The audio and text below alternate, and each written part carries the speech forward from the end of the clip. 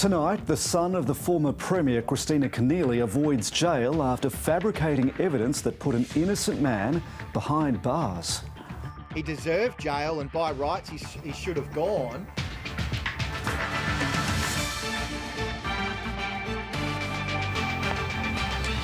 The dramatic moment, a group of people performed a citizen's arrest after a stabbing in Sydney's east.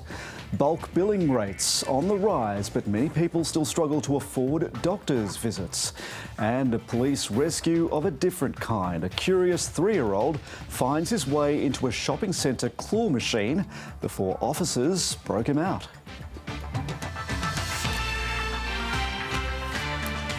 Good evening, Jeremy Fernandez with ABC News. He took an oath to serve and protect, but the former Sydney police officer, Daniel Keneally, one day decided to fabricate evidence that put an innocent man behind bars. Today, the former constable, who's the son of the former Premier Christina Keneally, avoided jail time for his crime. His victim says Daniel Keneally deserved time in prison. Thank you. One man walks free for an offence that landed another man in jail. Mr Keneally, have you apologised to Mr Moore? In February 2021, Daniel Keneally took a call at Newtown Police Station from Luke Moore. Mr Moore was ringing to complain about a strip search, but in a formal statement, Keneally claimed the caller made threats against a Goulburn detective.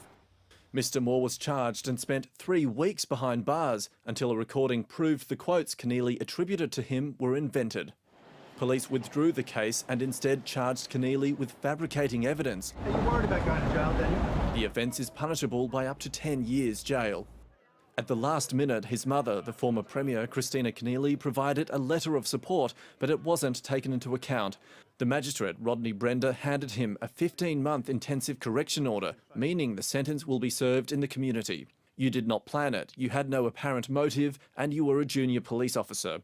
His victim, Mr Moore, says he's disappointed but not surprised. It's actually completely unreasonable that he didn't go to jail. He deserved jail, and by rights he should have gone. As his sentence was delivered, Keneally swayed on his feet and looked down. After learning he would be walking free from court, he appeared to hyperventilate. The matter's far from over and my client maintains his innocence. Keneally's already lodged an appeal. He's previously told the court he was tired and struggling to cope with his job. It was an honest mistake. The case returns to court next week. Alexander Lewis, ABC News, Sydney. Video has emerged of the remarkable moment a group of bystanders made a citizen's arrest to catch a man who had allegedly stabbed his mother in Sydney's eastern suburbs yesterday. The 21-year-old has been charged with intent to cause grievous bodily harm and has been refused bail. The quick-thinking bystanders who sprang into action say they were acting on instinct. 3 ordinary members of the public raced down a busy Randwick street to carry out a citizen's arrest. The man being restrained had allegedly stabbed a woman with a paint scraper just moments earlier. Witnesses say it was a confusing scene. Once I saw the guy had blood on him, we were screaming out, "Get off him, get off him." There was another guy that just came over too at the same time, and they go, "No, he just stabbed somebody." Local business owner Nick Bordeaux was the first to call 000. Then when I went to where the lady was in the garage, there was blood everywhere, and I'm like, "Oh wow, this is not good." And she was screaming. I said, "Look, she's alive," and she's screaming, but there's blood everywhere. The woman in her 40s was taken to St Vincent's Hospital with 14 stab wounds. When police arrived at the scene, they formally arrested her son, 21-year-old Jordan Fay. He's since been charged with intent to cause grievous bodily harm and appeared at Waverley Local Court this afternoon. The court heard Jordan Fay told police at the scene his name was Lucifer and that copies of the books Australian Psycho and Malat were found in his backpack. Jordan Fay's lawyer told the magistrate his client had not been formally diagnosed with a mental health condition, but had discharged himself from a mental health facility the day before the attack. He was refused bail. Those who took part in his arrest and his mother's care say they acted on instinct. Yeah, they're the heroes. Yeah, they're the heroes of the moment. And also the ladies that actually took the lady that got stabbed. Us humans, when we see other humans in need, we all band together. The woman remains in a serious but stable condition. Sean Tarrant-Goodwin, ABC News, Sydney. New South Wales Ambulance has apologised to the victim of a shark attack after a photo of her in hospital was leaked onto social media. Lauren O'Neill was recovering at St Vincent's Hospital after being bitten by a shark in Sydney Harbour on Monday. A photo of staff treating her injured leg then appeared online. Ambulance officials say they believe a paramedic was responsible for the leak. They've apologised for the additional distress caused to Ms O'Neill and her family and say an investigation is underway. Blindsided and gutted. That's the reaction of the organiser of an Anzac Day rock concert, which is being moved to a different location on the Premier's orders. The RSL is furious the Pandemonium Festival had been scheduled to be held in Sydney's Domain on the day of commemoration. Now the multi-million-dollar event will have to relocate to Olympic Park. Pandemonium 2024. It was billed as Australia's hottest new rock festival, featuring artists local crowds have loved for years. Australia was where we first had our major hit. So, you know, it's a great heartwarming experience, shall we say. But the RSL was far less enthusiastic and appealed for the Premier's intervention. Well, they didn't know anything about it. Didn't know anything about a rock concert in the middle of the city at the same time as the Anzac March was about to take place. The promoters say there would have been no amplified music until after 1 p.m, once the march had ended.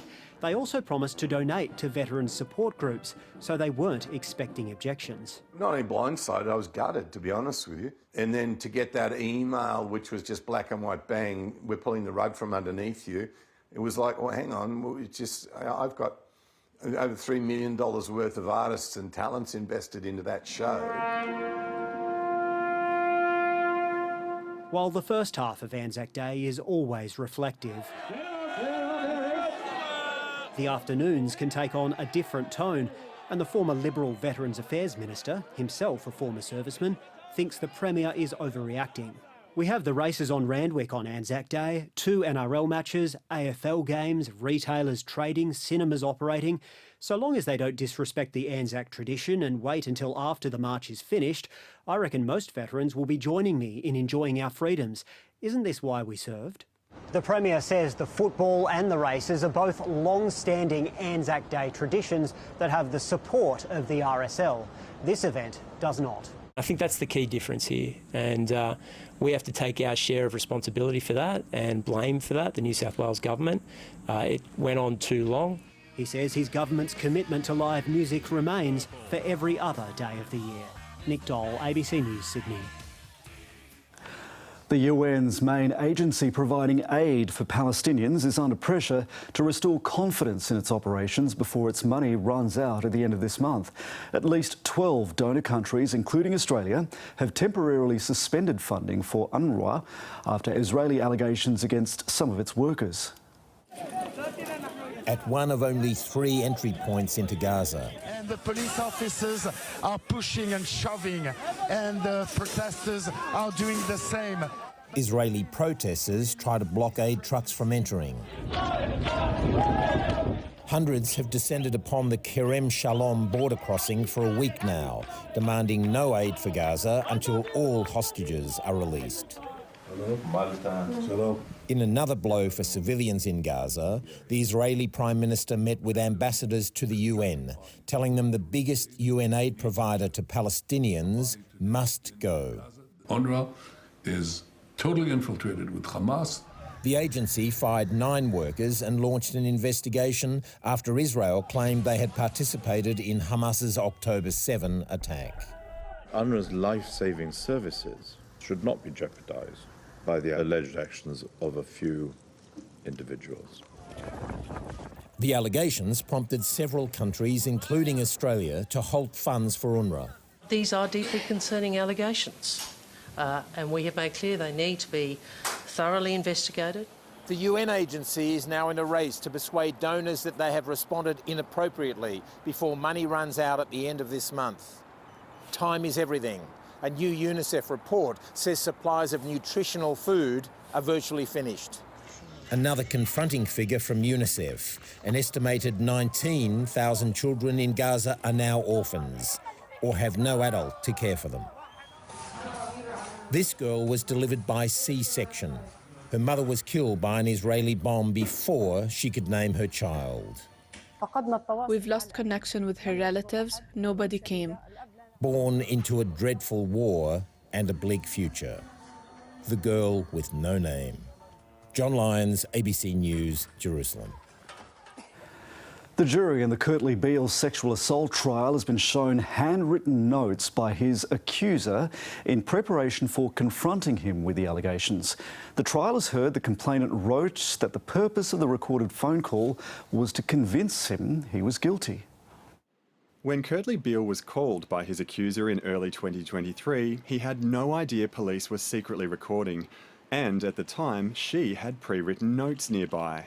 During her cross-examination, it was revealed those notes included purpose of call, convince him he is guilty and not innocent, and he will be better off if he confesses. From Mr Beale's defence counsel, your intention, I suggest to you, was to talk him into thinking he'd done something wrong, something criminal. I disagree. In what way would he be better off if he confessed? Because it would have saved us all having to come here and do all of this. The call was about a month after she met Mr Beale at Bondi's Beach Road Hotel.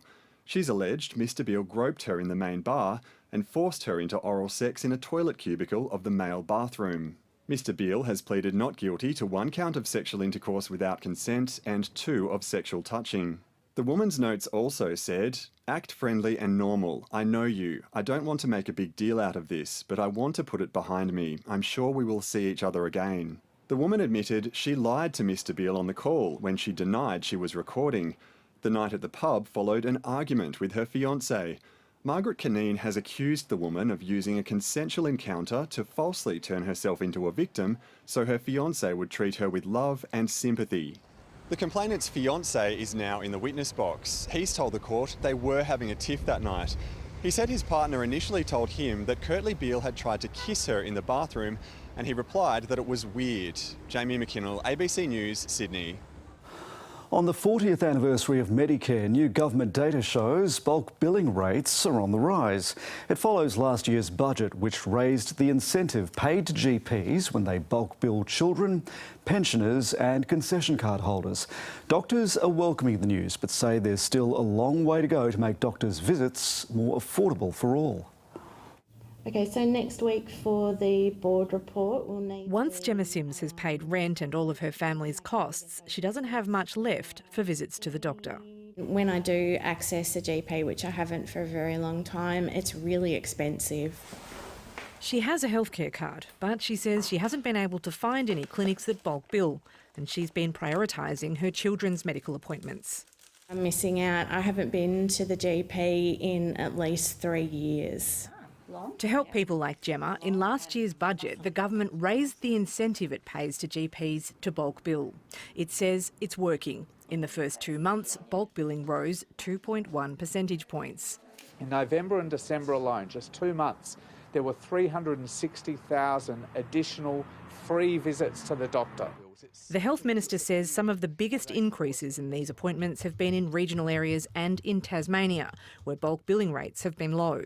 We need to have in mind continued access for the most vulnerable and disadvantaged people in our community. Of course we want to see more increases into the future, but we've managed in 1 short year to stop the slide and to start to see a turnaround. When Peter Dutton was Health Minister, the bulk billing rates were about 84%. Under Mark Butler, we're just over 77%. GPs want further increases to Medicare rebates paid to primary care providers. If you invest in general practice, we get the outcomes that are needed for our patients. That would help people like Gemma Sims. I've seen no difference, and it's certainly not made it any easier for me financially to access medical care at all. That means universal healthcare remains out of her reach. Rachel Carbonell, ABC News. Coming up on 7:30, Sarah Ferguson asks the UNICEF chief, Catherine Russell, about accusations that employees at a UN agency were involved in the October 7 attacks. This is an unprecedented sort of allegation that's been made against these people. I think, you know, obviously from our perspective, the last thing we want is anybody working for the United Nations who does anything, you know, associated with terrorists and with organizations that are destructive to other people. Gridlock linked to Sydney's Rozelle interchange is back, with many students returning for the first day of school. The worst of the delays are now further back along Victoria Road between Gladesville and Drummoyne. Transport authorities say they're looking at changing the sequencing of traffic lights to help fix it. But compared to travel times last year, traffic was flowing more freely at choke points in Rozelle, Balmain and along the City West link. And we'll take a closer look at the challenges facing Sydney's road network tomorrow night. It's the first in a series of New South Wales State Line reports and will be followed by an interview with the Premier, Chris Minns. Despite 13 interest rate hikes since May of 2022, house prices are on track to continue rising across the country. Agents say the market's being propelled by renters and migrants wanting to buy their own homes and buyers trying to get in ahead of interest rate cuts expected later this year.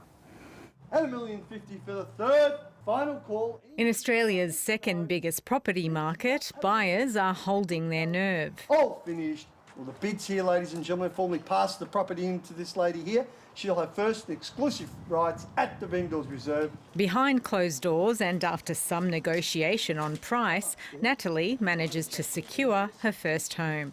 It's definitely been difficult and stressful trying to figure out whether we'll be able to afford the mortgage repayments if interest rates go up, but hopefully now that they've started to settle, we should be okay. Prices rose nationally by 0.4% in January and 8.7% over the year. It marked the 12th straight month of gains driven by Perth, Adelaide and Brisbane. Darwin and Sydney rose marginally, while Melbourne, Canberra and Hobart went backwards. Nationally, we're expecting house prices to rise in 2024, but probably at a slower rate than what we saw last year. For those looking to break into the market, getting a home loan might be easier. The Reserve Bank is expected to keep rates on hold at its next meeting, but economists are tipping there might be rate cuts later this year. $1,690,000. We expect moderate falls in property prices this year, averaging around 3 to 5%.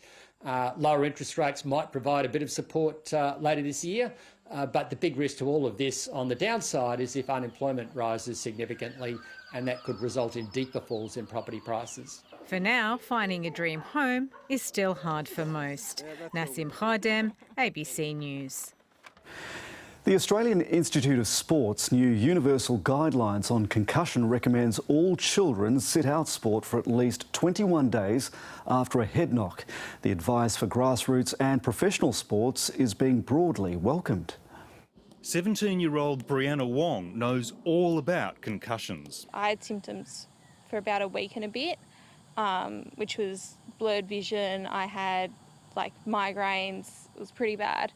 Under new Institute of Sport guidelines, if she was concussed again, she'd have to sit out her sport for at least 3 weeks and be free of symptoms for 2 weeks before she could start contact training. I think it's an amazing idea. With this now, you have a structure to follow and you know how long you're going to be out for. You know what the protocol is when it happens. We're unashamed in having a real focus on youth and community sport because that's where there's an absence of healthcare practitioners. That's where 95% of concussions happen. The AIS developed the guidelines with colleagues in Australia, New Zealand and the UK. The best way to protect the health and well-being of athletes at the youth and community level is to have one set of guidelines that everybody follows so there's no confusion or disagreement. But there are concerns players may not report their concussions. If I report this, then it probably is going to mean that I'm 21 days out of playing.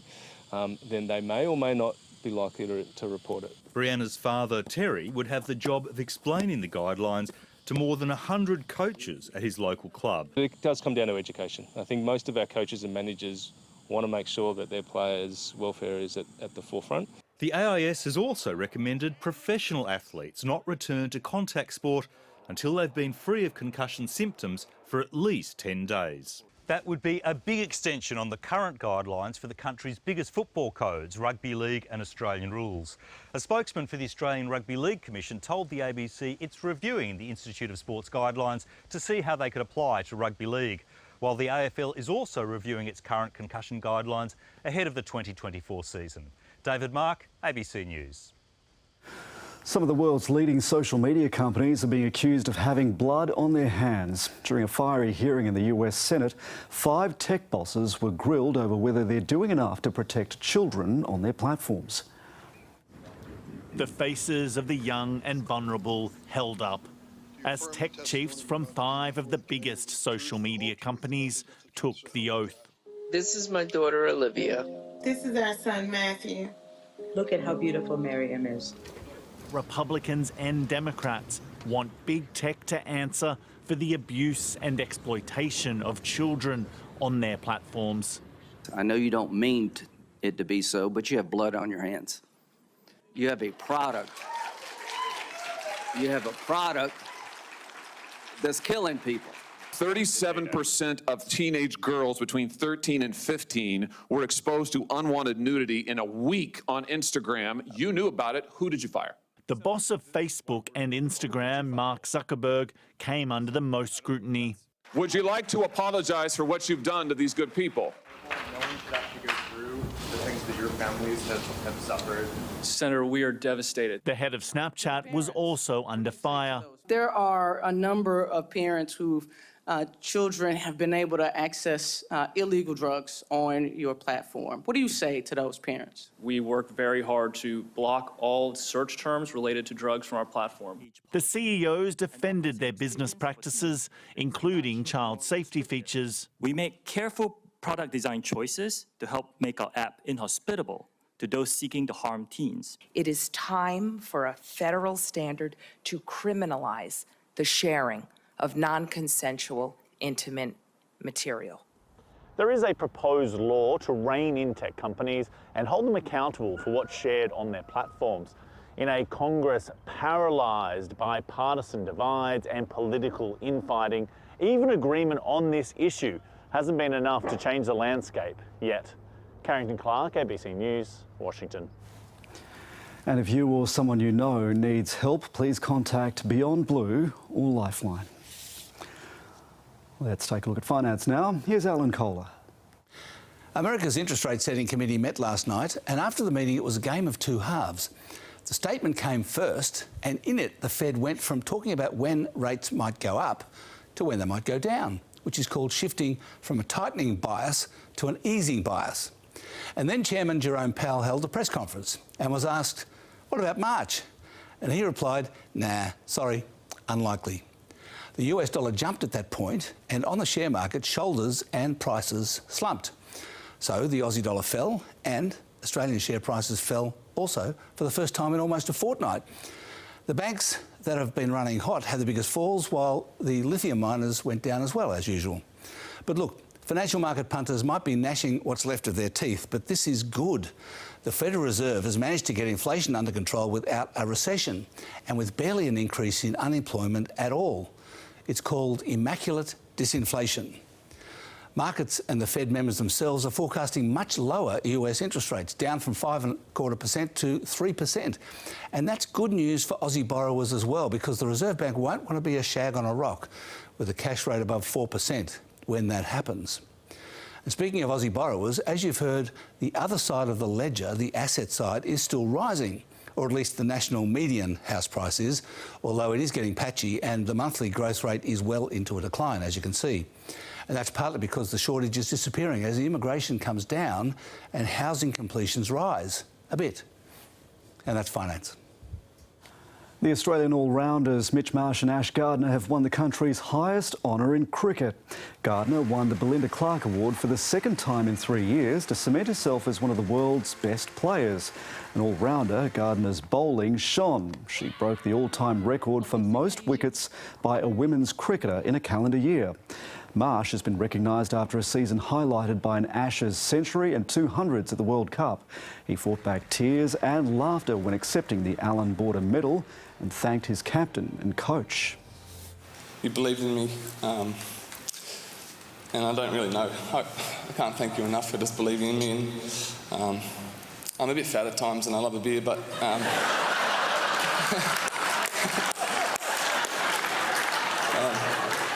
But you see the best in me always.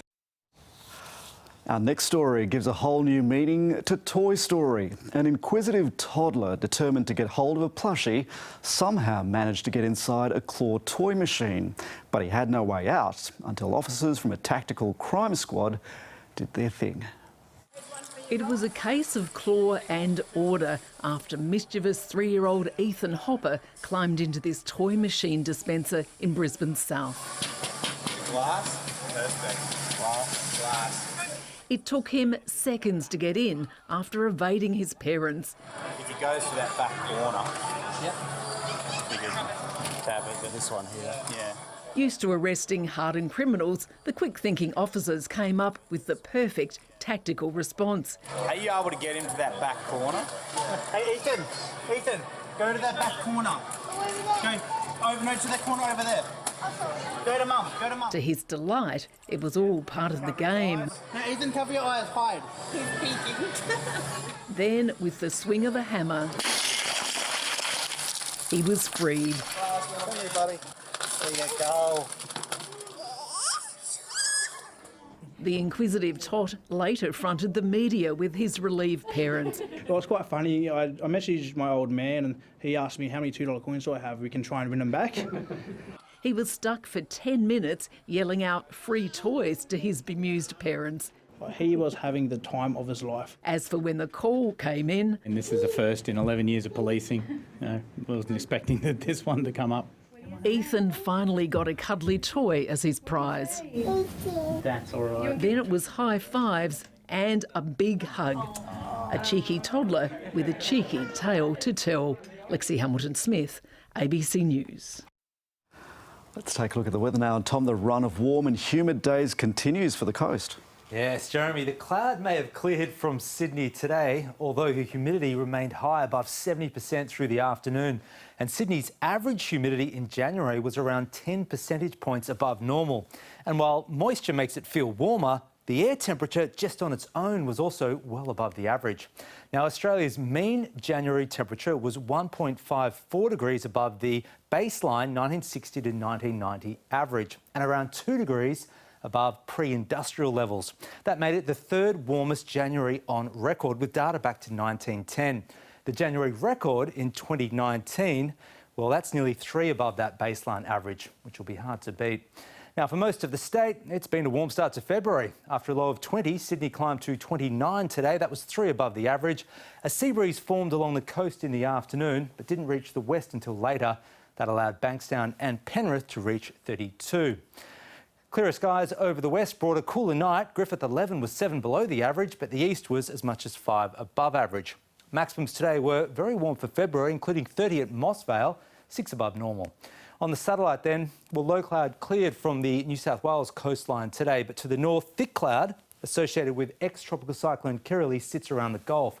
And from tomorrow, that tropical low will commence a track back towards the south. Now, modelling indicates it will even reach New South Wales early next week.